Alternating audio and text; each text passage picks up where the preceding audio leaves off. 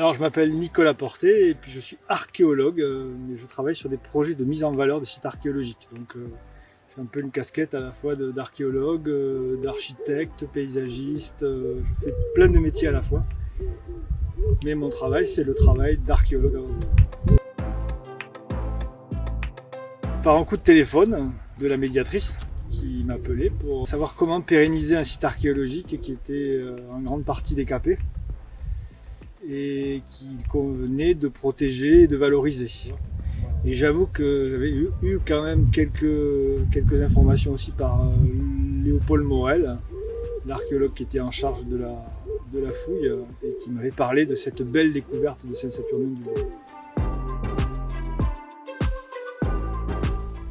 Depuis 2014, où on m'a demandé de fournir une petite étude de faisabilité pour voir quelles étaient les options de réorientation, de mise en valeur, qu'est-ce qu'il fallait amorcer pour commencer à penser à la mise en valeur de ce site de façon plus pérenne. Parce qu'il y avait déjà un travail d'animation qui avait été lancé par la communauté de communes, par la commune, mais c'était comment on pouvait envisager ça sur un programme pluriannuel.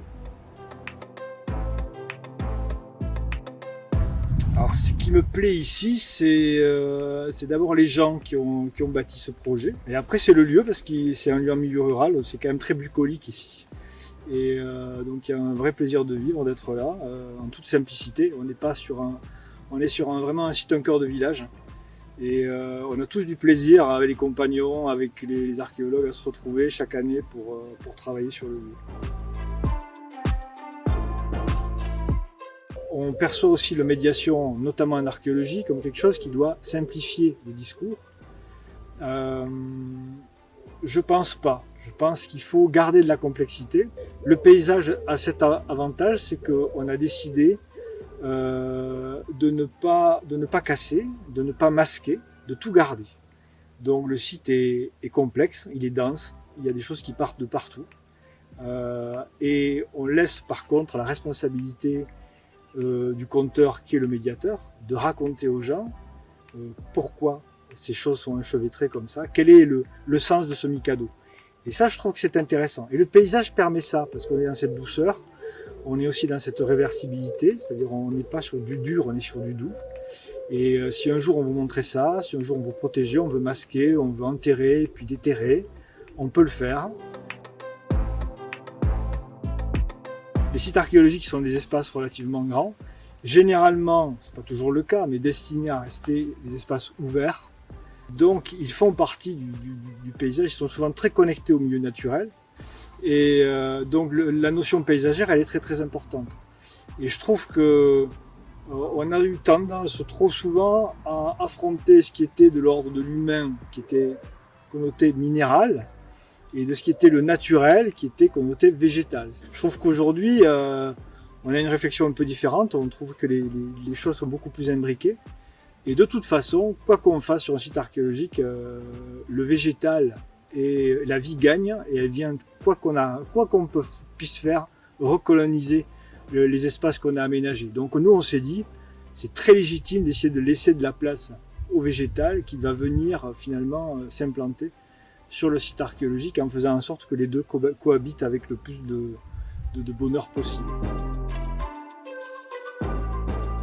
Alors, la difficulté, c'est on intervient toujours pour des missions très courtes, mais les lieux, comme les personnes d'ailleurs, ont besoin de fonctionner. C'est-à-dire qu'il faut arriver à avoir une attention quotidienne. Quand on travaille sur du patrimonial et sur du végétal, sur du naturel, c'est du long terme. C'est-à-dire qu'on pense sur plusieurs années. C'est un travail, il faut une recherche d'équilibre. Et ça demande une présence, ça demande un travail de jardinier. Donc la difficulté ici, c'est d'arroser au bon moment et d'intervenir sur les vestiges au bon moment. Et pas par à coup. C'est la difficulté. Et c'est un bon enseignement, je trouve. Je le vois comme un lieu où les gens décident en période estivale de s'arrêter par hasard et ils vont trouver un bel endroit, un jardin. Et ce jardin, il racontera des histoires en plus.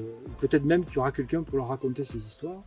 Et peut-être même qu'il y aura des gens qui sont des créatifs, ça s'appelle des artistes, hein, qui pourront aussi venir travailler et produire sur cet espace-là.